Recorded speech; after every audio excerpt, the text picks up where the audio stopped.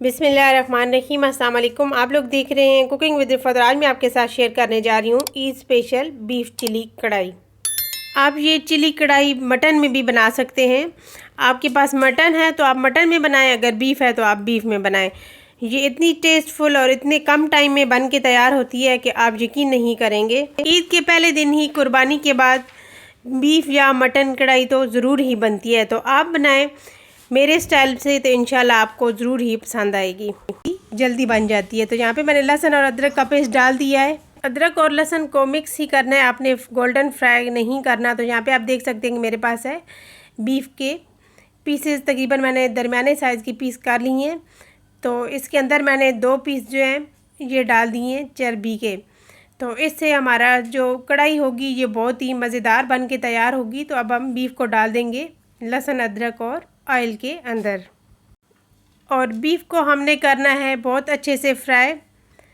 इसे तकरीबन हम करेंगे फ्राई 6 से 7 मिनट के दरमियान आपने फ्राई करना है।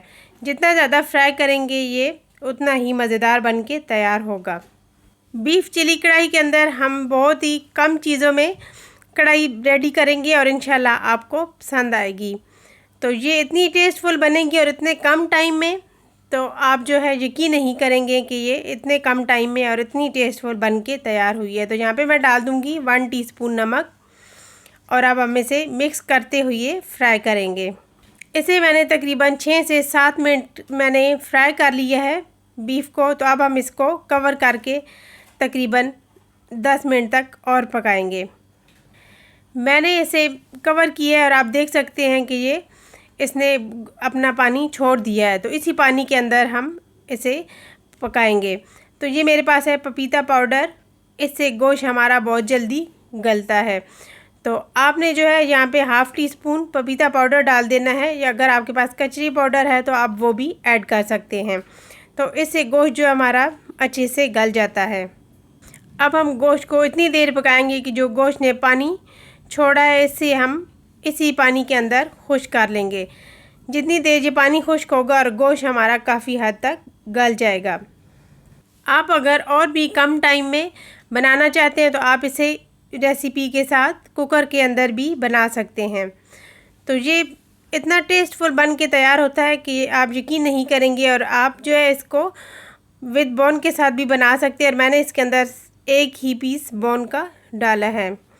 अब यहाँ पे चेक कर सकते हैं कि गोश्त का पानी खुश्क हो चुका है। तो मैंने यहाँ पे 2 अदद टमाटर लेके इसके पेस्ट मैंने रेडी कर ली है। तो आपने यहाँ पे ये टमाटर का पेस्ट डाल देना है। अब हम टमाटर के पेस्ट के अंदर जो है इसे थोड़ी देर के लिए पकाएंगे।